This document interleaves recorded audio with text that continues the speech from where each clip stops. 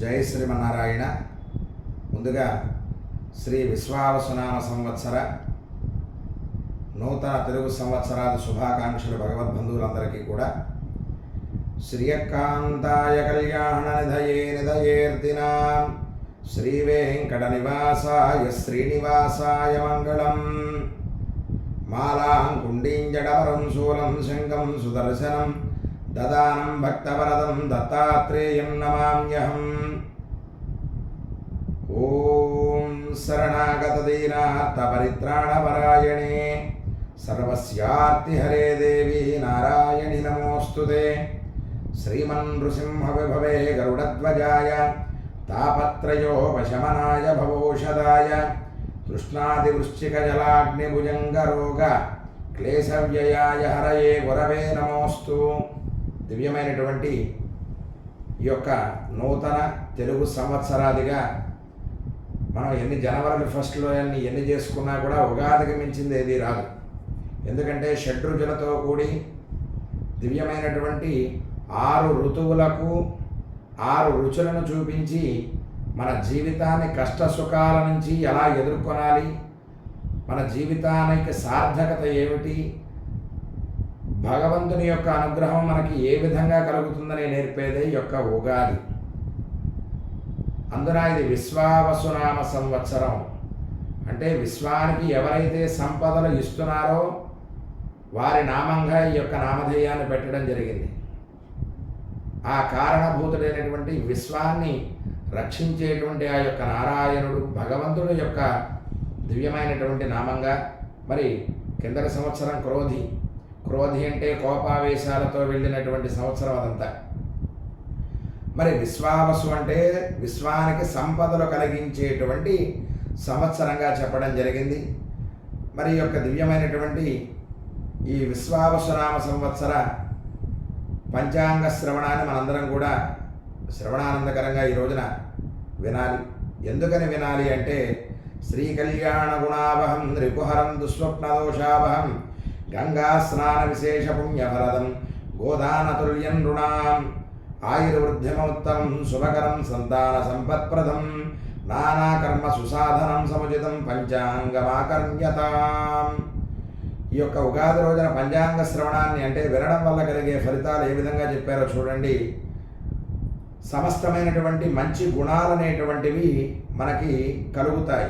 ఎందుకంటే ఎందుకు మంచి గుణాలు కలుగుతాయి అంటే సూర్యోదయానికి పూర్వమే నిద్రలేచి తైలాభ్యంగన నదీ స్నానం తైలాభ్యంగన చేసుకుని స్నానమాచరించి భగవంతునికి దీపాన్ని ఏర్పరచి ఆ ఆవు నెయ్యితో దీపాన్ని పెట్టి అమ్మవారికి ఇష్టదైవ ఆరాధన చేసుకుని దివ్యమైనటువంటి షడ్రుచులతో కూడినటువంటి ఆ యొక్క ఉగాది ప్రసాదాన్ని, పచ్చడి అంటాం కానీ ఉగాది యొక్క ప్రసాదాన్ని మనందరం కూడా స్వీకరించి ఈ 6 ఋతువులకు అనుగుణంగా మన యొక్క జీవితాన్ని శరీరాన్ని అలవాటు చేసుకోవాలి అని ఆ యొక్క భగవంతుణ్ణి కోరుకునేటువంటిదే ఈ యొక్క ఉగాది. అటువంటి ఉగాది పంచాంగ శ్రవణాన్ని వినడం వల్ల మంచి గుణాలు కలుగుతాయి, సత్ప్రవర్తన కలుగుతుంది. అంతేకాదు శత్రునాశనం జరుగుతుంది. అంటే దుస్వప్న దోషావహం, దుస్వప్నము అంటే చెడు కళలు అనేటువంటివి ఆ యొక్క దోషాలు పోతాయి. గంగా స్నాన విశేష పుణ్యఫలదం, గంగా స్నానం చేసినటువంటి ఫలితం మనకి కలుగుతుంది. గోదానతుల్యం నృణాం, గోదానము చేసిన ఫలితం యొక్క పంచాంగ శ్రవణాన్ని మనం వింటే అంటే అసలు పంచాంగ శ్రవణం అంటే ఏమిటండి అంటే మనకి ఈ సంవత్సర గ్రహాల యొక్క సంచారాన్ని తెలుసుకోవటం, ఏ రాశికి ఏ ఫలితాలు ఉంటాయి అని మనం తెలుసుకోవటం, తద్వారా మన జీవితంలో మనం ఏది చేయాలి, ఏ రాశుల వారు ఏమి చేయాలి, ఏది మంచి ఏది చెడు అనేటువంటిది యొక్క యుగాది రోజున మనం తెలుసుకోవడమే పంచాంగ శ్రవణం. తద్వారా ఆయుర్వృద్ధనముత్తమం, ఆయుర్వృద్ధిని కలగజేస్తుంది, శుభాలను ఇచ్చేటువంటి ఈ యొక్క పంచాంగ శ్రవణాన్ని మనందరం కూడా శ్రవణానందకరంగా మనందరం సేవించుకుందాం. ఈ యొక్క విశ్వావసునామ సంవత్సర విశేషంగా శ్రీనివాసుని యొక్క అనుగ్రహంతో పంచాంగ శ్రవణాన్ని శుభారంభం చేద్దాం.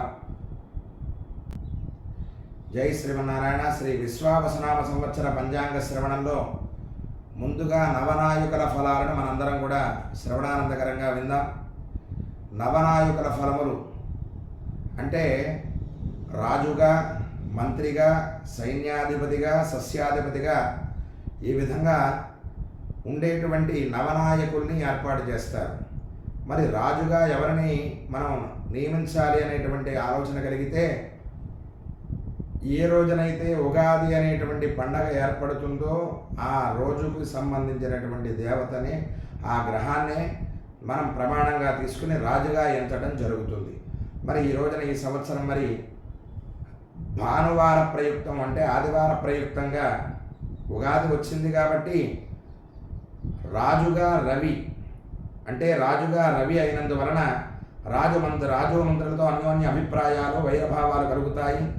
ప్రజలకు శాస్త్ర, రోగ, చోర, అగ్ని ప్రమాదాలు కలుగుతాయి. ఆ యొక్క పెరిగిన పాలకులు అధికారులను రక్షించడం జరుగుతుంది. అరాచక శక్తులు విజృంభించేందుకు అవకాశము ఉంది. దేశమంతటా గృహ నిర్మాణ పథకాలు బాగా అమలు జరుగును. విదేశీయ మారక నిల్వలు బాగా పెరుగును.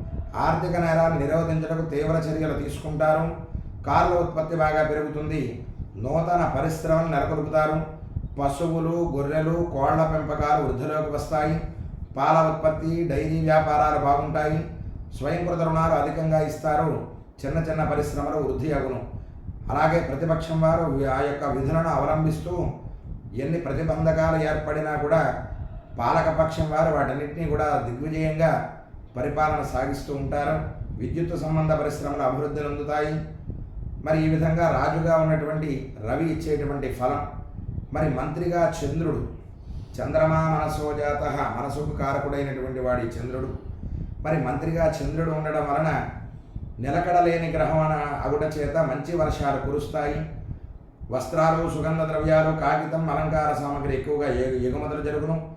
విశేషంగా పంటలు పండుతాయి. దిగుబడులు బాగా వచ్చుటచే రైతులు ఆనందంతో ఉంటారు. వృక్షజాతులు బాగా ఫలిస్తాయి. పండ్ల ఉత్పత్తులకు బాగా పెరిగి ఇతర దేశాలకు కూడా ఎగుమతి పెరుగుతుంది. ప్రజా సంక్షేమ పథకాలని కూడా ఎక్కువగా అమలు చేస్తారు. విద్యుత్తును వివిధ పద్ధతులలో ఉత్పత్తి చేయడచే విద్యుత్తు కొరత అనేటువంటిది అంతగా ఉండదు. అల్పసంఖ్యాక వర్గ ప్రజల ఉన్నతికి అనేక పథకాలు అమలు చేస్తారు. వరిధాన్యం, గోధుమలు, తృణధాన్యాలు బాగా పండును. బియ్యం విదేశీ ఎగుమతులు బాగా జరుగును. మరి చంద్రుడు మంత్రిగా ఉన్నందుకు ఈ యొక్క ఫలాన్ని ఇచ్చారు. మరి సైన్యాధిపతిగా కూడా రవి ఉండడం జరుగుతోంది. సైన్యాధిపతిగా రవి అగుట చేత సైన్యం సమర్థవంతంగా చేయును. సైన్యం నియామక విషయాలలో నూతన చట్టాలు చేస్తారు. వాటిని ప్రతిపక్షం వారు తీవ్రంగా నిరసించినప్పటికీ పాలకపక్షం వారి నిర్ణయాలు అమలు చేసి వారే నెగ్గించుకుంటారు. సైనిక రంగంలో బలోపేతములు, బడ్జెట్లో అధిక నిధులు కేటాయిస్తారు. అంతరిక్ష పరిశోధనలకు నూతన పథకాలు, నిధులు అధికంగా ఇక్కడ ఏర్పాటు చేయడం జరుగుతుంది. అంతేకాదు భారతదేశ ఖ్యాతి మరింత పెరుగుతుంది. మన శాస్త్రజ్ఞుల యొక్క కృషి ఫలిస్తుంది ఈ సంవత్సరం. మరి అంతేకాదు సరిహద్దు దేశంలో యుద్ధ వాతావరణం ఉన్నప్పటికీ ఎదిరించి పోరాడతారు. అనేక వ్యూహాలతో ముందుకు పోయి విజయం సాధిస్తారు. కొత్త ఆయుధాలను కూడా తయారు చేసి మన సైన్యానికి అందజేయడం జరుగుతుంది. మరి సస్యాధిపతిగా గురుడు అయినందువల్ల అన్ని రకాల పంటలు బాగా పండుతాయి. ఆహార ధాన్యాల ఉత్పత్తి రికార్డు స్థాయిలో పెరుగుతుంది. ఆహార ధాన్యాల నిల్వ పెరుగుతుంది. ఇతర దేశాలకు ధాన్యము రకాలు ఎగుమతులు చేయిస్తారు. ఇసుక, గరువు, పచ్చనేరలు బాగా పండుతాయి. శనగ, గోధుమ, మిర్చి, ధనియాలు విశేషంగా పండుటచే ఎగుమతులు చేస్తారు. కాగితం, పంచదారలు కూడా ఎగుమతి చేసి విదేశీ మారక ద్రవ్యం నిల్వలు పెరుగుతాయి. మనకి దేశంలోని గుప్తధనము వెలికితీతను నూతన చట్టాలు చేస్తారు. కొన్ని విషయాలలో రాజ్యాంగబద్ధంగా ఏర్పడిన సంక్షోభాలు చేస్తారు. కొన్ని విషయాల్లో ఆ యొక్క ఏర్పడినటువంటి సంక్షోభాన్ని నివారణ చేసి రాజ్యాంగబద్ధంగా ధర్మాన్ని నిలబెడతారు. చిన్న తరహా పరిశ్రమ వృద్ధి బాగా ఉంటుంది. బంగారము, వెండి ధరలు హెచ్చుతగ్గులు కలుగుతాయి. అదేవిధంగా ధాన్యాధిపతిగా కుజుడు ఉండడం వలన ముళ్ళు గల ధాన్యాలు, ఎర్ర నేలలు, మెట్ట పంటలు, వేరుశనగ, మిర్చి, కంద, పెండలం, దుంప రకాలు, జొన్నలు, కందులు పంటలు బాగా ఫలించి దిగుబడులు పెరుగుదలచే కస్తూరి, పగడాలు, కుంకుమ, నువ్వులు, పట్టు మరియు సిల్క్ వీటికి మంచి ధరలు వస్తాయి ఈ సంవత్సరం. నిలవదారులకు మంచి లాభాలు చేకూరుతుంది. ఆహార సంబంధ పరిశ్రమలు విరివిగా నెలకొల్పుతారు. ఎలక్ట్రానిక్స్, విద్యుత్ పరిశ్రమలు, కంప్యూటర్ రంగంలో అనేక నూతన ఆవిష్కరణలు మన దేశంలో జరుగుతాయి. ప్రఖ్యాతి పొందిన సెల్ ఫోన్ కంపెనీలు భారతదేశంలో నెలకొల్పుతారు. అంతేకాదు దేశంలో అగ్ని ప్రమాదాలు, వాహన ప్రమాదాలు రికార్డు స్థాయిలో పెరుగుతాయి. మరి ధాన్యాధిపతిగా కుజుడు అయినందువల్ల ఈ ఫలాన్ని ఇచ్చారు. అర్ఘ్యాధిపతిగా సూర్యుడు రావడం వలన ప్రతి వస్తువుకు ధరలు పెరుగుతాయి. అలాగే నిలవదారులకు విశేష లాభాలు చేకూరుతాయి. సూర్యకిరణాల వలె సినిమా సూపర్ స్టార్లు వృద్ధులు ఉంటారు. అలాగే ప్రపంచ స్థాయిలో పేరు ప్రఖ్యాతులు పొందుతారు. సినీ పరిశ్రమ గత సంవత్సరం కంటే బాగుంటుంది. జర్నలిస్టులకు కూడా ఆధారాభిమానాలు పెరిగి కొన్ని ప్రత్యేక పథకాలు ప్రవేశపెడతారు. పశు గణాభివృద్ధి, పాడి పరిశ్రమ వృద్ధి, ఎలక్ట్రానిక్, కంప్యూటర్స్, విద్యుత్ పరిశ్రమల్లో పారిశ్రామిక వృద్ధి జరుగుతుంది. పారిశ్రామిక విధానాలు అనేక మార్పులు, అనేక సంస్కరణలు చేసి కొంతవరకు నిరుద్యోగ సమస్యని తీరుస్తారు. అర్ఘ్యాధిపతిగా సూర్యుడు ఉండడం వల్ల మనకు వచ్చినటువంటి ఫలితాన్ని చక్కగా తెలపడం జరిగింది. మరి మేఘాధిపతిగా కూడా సూర్యుడే ఉన్నాడు. మేఘాధిపతి సూర్యుడు అయినందువలన మేఘాలు ఖండఖండాలుగా వర్షించును. కొన్ని మండలాలందు అతివృష్టి, కొన్ని మండలాల యందు అనావృష్టి ఉండును. సకాలంలో నైరుతి ఋతుపవనాలు ప్రవేశించి వర్షాలు కురియుట, ఆలస్యముట, కందులు, వేరుశనగ, గోధుమలు, ఎర్రధాన్యాలు బాగా ఫలిస్తాయి. అలాగే ఎర్ర సస్యాలు వృద్ధి చెందుతాయి. దేశంలోని రాష్ట్రముల యందు ఆ యొక్క భయాత్పాతం కలిగి ప్రజా నష్టములు కలుగుతాయి. బంగాళాఖాతంలో హిందూ మహాసముద్రమనందు తుఫానులు ఈ సంవత్సరం అధికంగా ఉండును. తీర ప్రాంతంలో ఉన్నవారికి నష్టములు, పంటలు పాడగును. దక్షిణ దిక్కులో మేఘములు పుట్టుట వల్ల దక్షిణ పడమర రాష్ట్రాల యందు అధిక వర్షాలు కురియును. తుఫాను ప్రమాదాలు కలుగును. కొన్ని సమయాల్లో మేఘాలు వర్షించుట ఆలస్యం అవుతుంది. మేఘాధిపతిగా సూర్యుడు ఉన్నందువల్ల ఆ యొక్క ఫలితాన్ని ఇవ్వడం జరిగింది. మరి రసాధిపతిగా శని, ఆ యొక్క రసాధిపతిగా శని అయినందువల్ల దేశంలో అరాచక శక్తులు విజృంభిస్తాయి. భయానక సంఘటనలు, అలజడులు సృష్టిస్తారు. నల్లని భూములు, నల్లని ధాన్యాలు ఫలిస్తాయి. నువ్వులు, నూనె గింజలు, అవిసెలు, మినుములు, ఉలవలు, అలాగే నల్ల పెసలు బాగుగా ఫలిస్తాయి. వీటి ధరలు బాగా పెరుగుతాయి. నిలవదారులకు విశేష లాభాలు కలుగుతాయి. సరిహద్దు ప్రాంతముల యందు యుద్ధ భయం, ఆందోళన సంఘటనలు జరుగుతాయి. ఇనుము, సిమెంట్, కంకర, ఇసుక, మట్టి ధరలు విపరీతంగా ఉండును. సరుకు దొరకడ కష్టమైన ఆ కష్టముతో పాటు అనేకమైనటువంటి దౌర్జన్యాలు జరుగును. ఈశాన్య రాష్ట్రాల యందు భయానక సంఘటనల వల్ల అనవసరపు ఖర్చులు కలిగి ఆయా ప్రాంతాల యందు ఎంతో కఠినమైనటువంటి నియమాలను అవలంబించెదరు. ఆ యొక్క సైన్యము, పోలీసు వ్యవస్థలు రక్షణ కల్పిస్తారు. నూనె, నెయ్యి గిరాకీ బాగా పెరుగుతుంది. మరి నీరసాధిపతిగా బుధుడు అయినందువల్ల పచ్చల ధరలు పెరుగుతాయి. ఇప్ప చెట్లు బాగా ఫలిస్తాయి. ఇప్ప పువ్వు ధర బాగా పెరుగుతుంది.